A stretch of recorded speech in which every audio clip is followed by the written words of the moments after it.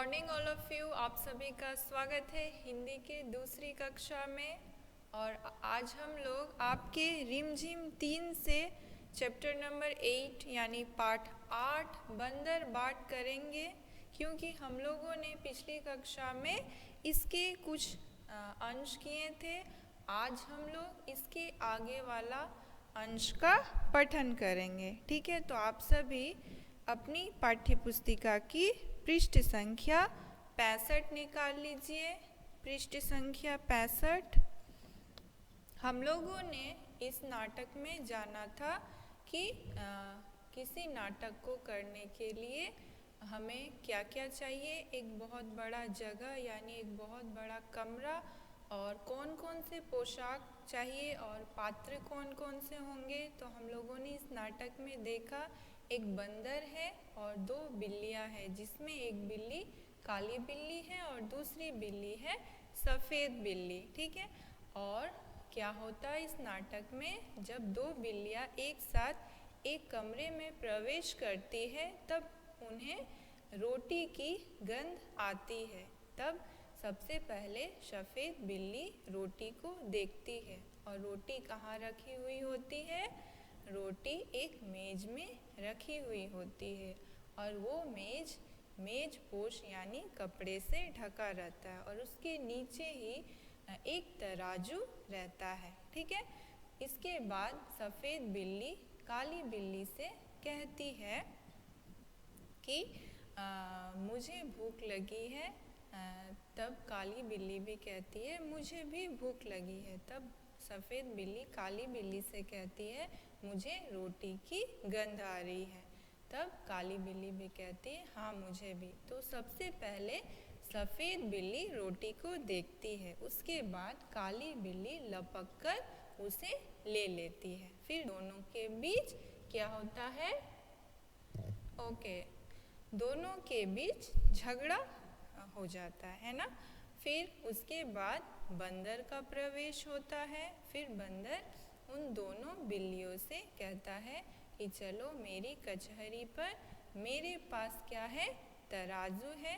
यानी उसने क्या कहा, मेरे पास धर्म कांटा है, मैं तुम दोनों के लिए हिसाब करूँगा कि किसे रोटी मिलनी चाहिए। तो एक के बाद एक क्या होता है, सफ़ेद बिल्ली और काली बिल्ली अपने अनुसार जवाब देती है। तो चलिए उसके बाद पढ़ते हैं। फिर से हम लोग दूसरा दृश्य पढ़ेंगे, बंदर की कचहरी। बंदर की कचहरी, पेज नंबर 65।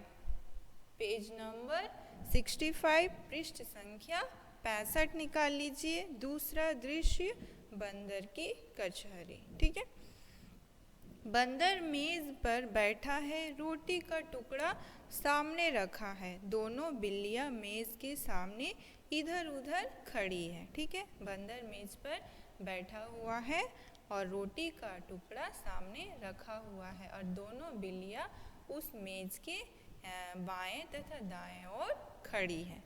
तब बंदर सफ़ेद बिल्ली से कहता है बोलो तुमको क्या कहना है। तब सफ़ेद बिल्ली क्या कहती है बंदर से, श्रीमान पहले, यानी वो उसे आदर देती है, रिस्पेक्ट देती है। श्रीमान पहले मैंने ही रोटी देखी थी, इससे रोटी पर पूरा हक मेरा बनता। तो सफ़ेद बिल्ली ने कहा कि सबसे पहले रोटी मैंने देखी, इसलिए रोटी पर पूरा हक मेरा है। फिर बंदर ने काली बिल्ली से कहा बोलो तुमको क्या कहना है। अब वो काली बिल्ली से कहता है अब तुम बताओ तुम्हें क्या कहना है। तब काली बिल्ली कहती है श्रीमान पहले मैं झपटी थी रोटी लेने, इससे रोटी पर मेरा हक पूरा बनता है। तो काली बिल्ली कहती है कि मैंने जाकर सबसे पहले रोटी ले ली, उठा ली, इसलिए मेरा हक पहले बनता है। ठीक है, तब बंदर सफ़ेद बिल्ली से कहता है एक आँख से देखी थी या 2 आँखों से। ठीक है, यह बात बंदर सफ़ेद बिल्ली से कहता है कि तुमने क्या एक आँख से देखा या दोनों आँखों से देखा? तब सफ़ेद बिल्ली कहती है दो आँखों से, दोनों आँखों से, यानी उसने कहा मैंने दोनों ही आँखों से रोटी को देखा था। अब आइए पेज नंबर 66, पृष्ठ संख्या 66, ठीक है। यहाँ पर बंदर काली बिल्ली से कहता है एक टांग से झपटी थी या दोनों टांगों से, यानी यह प्रश्न काली बिल्ली के लिए था कि तुमने एक टांग यानी एक पैर से या दोनों पैरों से तुमने रोटी को झपटा यानी ले लिया, उठा लिया, ठीक है। काली बिल्ली कहती है दो टांगों से, दोनों टांगों से, ठीक है। वो फिर कहती है मैंने दोनों पैरों से जाकर रोटी को झपट लिया यानी ले लिया। अब बंदर ने कहा तुम दोनों का था गवाह भी। फिर वो बंदर दोनों बिल्लियों से कहता क्या तुम्हारा कोई गवाह था, यानी वहाँ पर कोई और ऐसा इंसान या जानवर था जिसने तुम्हें देखा रोटी लेते हुए या रोटी को देखते हुए? तब दोनों बिल्लियाँ कहती है कहीं ना कोई, कोई ना कहीं, यानी वहाँ पर कोई नहीं था और कहीं भी कोई नहीं था। तब बंदर कहता है बात बराबर, बात बराबर, मेरा फैसला है कि रोटी तोड़ तोड़ कर तुम्हें बराबर दे दी जाए। तब बंदर कहता है कि तब तो बात बराबर हुई, इसका मतलब दोनों को बराबर हिस्सा मिलेगा रोटी का। मेरे पास धर्म कांटा है, मेरे पास धर्म कांटा, ये बात बंदर दोनों बिल्लियों से कहता है। धर्म कांटा यानी तराजू, ठीक है, जिससे सामान को मापा और तौला जाता है। जैसे आप देख सकते हो किसी राशन दुकान या बाज़ार में जाकर सब्जियों को या किसी खाने की वस्तु को तौला जाता है, उसे ही तराजू कहा जाता है, ठीक है। उसके बाद देखिए बंदर मेज़ के नीचे से तराजू निकाल कर लाता है, दो हिस्सों में तोड़कर दोनों पड़लों पर रखता है और उठाता है। एक पड़ला नीचे रखता है, दूसरा ऊपर। फिर बंदर क्या करता है, नीचे से तराजू को निकालता, यानी मेज के नीचे जो तराजू रखी हुई थी उसे निकाल कर लाता है और दो हिस्सों में तोड़कर दोनों पड़लों, यानी यहाँ देख सकते हैं चित्र में जो तराजू है इसके दो पड़ले हैं, मतलब पहला और दूसरा, तो दोनों पड़लों पर वो क्या करता है रोटी का हिस्सा करके दोनों पड़लों पर हाफ हाफ करके आधा आधा करके रखता है, ठीक है। फिर उसके बाद क्या होता है, एक पड़ला नीचे रहता दूसरा ऊपर। ऐसे करने से क्या होता है, एक ऊपर चला जाता है पड़ला और दूसरा पड़ला नीचे, ठीक है। अब आइए पृष्ठ संख्या 67, पेज नंबर 67। फिर बंदर कहता है यह टुकड़ा कुछ भारी निकला, इसमें से थोड़ा खाकर हल्का कर दो। फिर क्या होता है, जो पड़ला उसे लगता है, all of you hear me?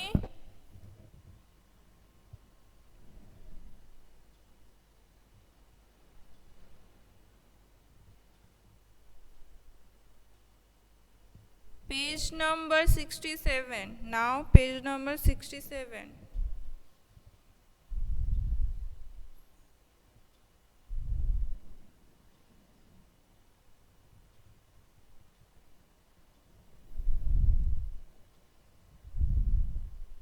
सुन पा रही हो Nasreen? Nasreen, can you hear me? See me? Yes or no?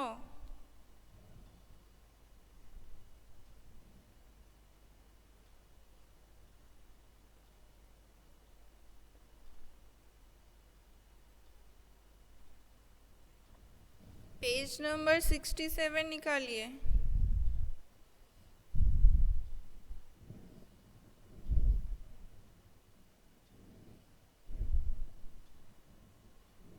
Kritika, good morning Kritika. आप इतना लेट ज्वाइन की हो। Page number 67।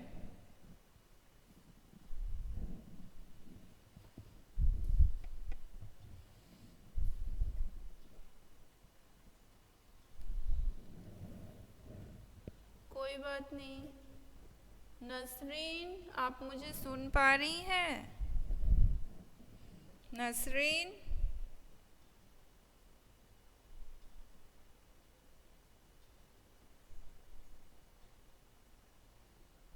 चैट बॉक्स के द्वारा बताइए। नसरीन, सुन पा रही हैं आप मुझे?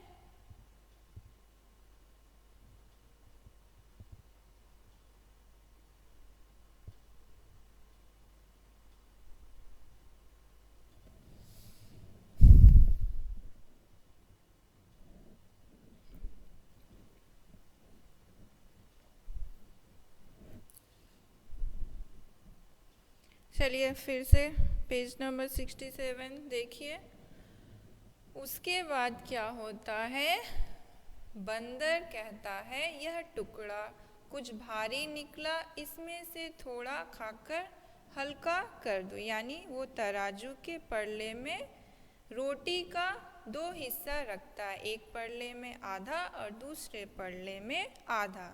तो क्या होता है? एक पल्ला भारी हो जाता है, भारी होकर वो नीचे चला जाता है, दूसरा पल्ला ऊपर चला जाता है। तब वो क्या कहता है कि जो भारी हो गया, जो पल्ला नीचे चला गया, उससे वो बोलता है मैं थोड़ा इससे रोटी खाकर हल्का कर दूंगा, तब ये दोनों पल्ले बराबर हो जाएंगे। ठीक है। फिर तराजू उठाता है, अब पहला पल्ला ऊपर है और दूसरा नीचे। फिर जैसे ही वो पहले पल्ले से रोटी को खाता है, इस बार क्या होता है? पहला पल्ला ऊपर चला जाता है, इस बार उल्टा होता है। पहला पल्ला ऊपर जाता है और दूसरा नीचे चला आता है। ठीक है। तो अब बंदर क्या कहता है? अब यह टुकड़ा भारी निकला, अब इसको थोड़ा खाकर हल्का कर लो। ठीक है। फिर जैसे ही पहला पल्ला ऊपर जाता है और दूसरा नीचे, फिर उसे लगता है इस बार पहला पल्ला भारी हो गया, इसमें इसका मतलब है उसमें रोटी ज़्यादा है। तब वो क्या कहता है कि अब इस पल्ले से मैं थोड़ा खाऊंगा ताकि दोनों पल्ले बराबर हो जाए। ठीक है। पल्ला यानी आप देख सकते हैं यहाँ तराजू है ना, तराजू, यहाँ 2 पार्टे दिए गए हैं, 2 हिस्से हैं, इसे ही पल्ला कहा गया है। ठीक है। तराजू के 2 भाग हैं, इसे ही क्या कहा गया? पल्ला। ठीक है। समझ में आया नसरीन? तराजू के 2 हिस्से हैं, उसे ही पल्ला कहा गया है। ओके, चलिए। फिर वो तराजू उठाता है बंदर, अब पहला पल्ला नीचे हो गया और दूसरा ऊपर। इस तरह से क्या होता है? पल्ला कभी ऊपर, पहला वाला पल्ला कभी ऊपर जाता है और दूसरा वाला नीचे, कभी दूसरा वाला ऊपर चला जाता है और पहला वाला नीचे चला आता है। इस तरह से क्या होता है? पल्ले बराबरी में नहीं आते हैं। ठीक है। इस तरह से बंदर थोड़ी थोड़ी करके रोटियों को खाता जाता है। ठीक है। सबको ये समझ में आया? उसके बाद है, बंदर ने कहा अब यह टुकड़ा भारी निकला, टुकड़े भी कितने खोटे हैं। वो इतना चालाक है बंदर कि इस तरह से रोटियों को खाता है कि कभी पहला पल्ला ऊपर चला जाता है तो कभी दूसरा, वो दोनों बराबरी में नहीं आते हैं। ठीक है। तो वो क्या कहता है? अब यह टुकड़ा भारी निकला, टुकड़े भी कितने खोटे हैं, एक दूसरे को छोटा दिखलाने में ही लगे हुए हैं। तो वो क्या कहता है कि पल्ले भी कैसे हैं? एक दूसरे को नीचा दिखाने के लिए ऊपर नीचे कर रहे हैं, यानी वो बातें बना रहा है। क्या कर रहा है? बंदर बातें बना रहा है। ठीक है। मुंह थक गया बराबर करते करते और तराजू उठा उठा कर हाथ थक गया। और वो क्या कह रहा है कि मुंह थक गया खाकर और तराजू उठा उठा कर उसकी हाथें भी थक गई। अब आइए पृष्ठ संख्या 68, पेज नंबर 68। चलिए अब उसके बाद क्या होगा, बिल्लियों को बंदर की चालाकी का पता चल गया। इस बार बिल्लियों ने समझ लिया कि बंदर चालाकी कर रहा है। हाथ मलती हुई बड़ी उदासी से एक दूसरे को देखते हुए, मतलब वो लोग कुछ कर भी नहीं पा रही है और उन्हें पता चल गया कि बंदर चालाकी कर रहा है, परंतु वो एक दूसरे को देखती रह गई। तब सफ़ेद बिल्ली ने क्या कहा, आप थक गए, अब ना उठाए और तराजू। तब सफ़ेद बिल्ली बंदर से कहती है कि आप थक गए हैं और तराजू को मत उठाइए। तब काली बिल्ली कहती है, बचा खुचा जो उसको दे दे, हम आपस में बांट खाएंगी। तो काली बिल्ली कहती है अंतिम बार कि जो बच गया है, जो रोटियां बच गई है वही हमें दे दीजिए, हम लोग मिलजुल के बांट कर खा लेंगे। तब बंदर कहता है, नहीं नहीं, तुम फिर झगड़ोगी, मैं झगड़े की जड़ को ही काटे देता हूँ। यानी वो कहता है कि नहीं नहीं, मैं अगर तुम्हें रोटियां दे दूँ तो तुम लोग फिर से झगड़ोगी और मैं चाहता हूँ कि तुम्हारे झगड़े के जड़ को ही हटा देता हूँ, बचा खुचा भी खा लेता हूँ। मतलब जो रोटियां बच जाती है उसे भी वो कहता है इसे भी मैं ही खा लेता हूँ। इसके बाद क्या हुआ, इतना कहकर बची खुची रोटी भी बंदर खा जाता है और तराजू लेकर भाग जाता है। और क्या होता है, जो बच जाती है रोटियां उसे भी बंदर ही खा लेता है और तराजू लेकर वहाँ से चला जाता है, भाग जाता है। अब इधर देखिए दोनों बिल्लियाँ क्या कहती है, आपस में झगड़ा कर बैठी बुद्धि अपनी खोटी, अब पछताने से क्या होता, बंदर हड़पा रोटी। मतलब वो एक दूसरे से झगड़ने लगती है और कि हमारी बुद्धि खोटी यानी छोटी निकली और इस कारण से बंदर ने चालाकी की और वो सारे रोटियां लेकर चला गया। ठीक है, तो यह थी नाटक, एक प्यारी सी नाटक जिसे लिखा है हरिवंश राय बच्चन जी ने। ठीक है, इस नाटक को लिखा है हरिवंश राय बच्चन जी ने। तो बच्चों आपको यह नाटक कैसी लगी? आप लोगों ने देखा ना बंदर ने कैसे चालाकी से दोनों बिल्लियों की रोटी खा लिया, है ना? वाह,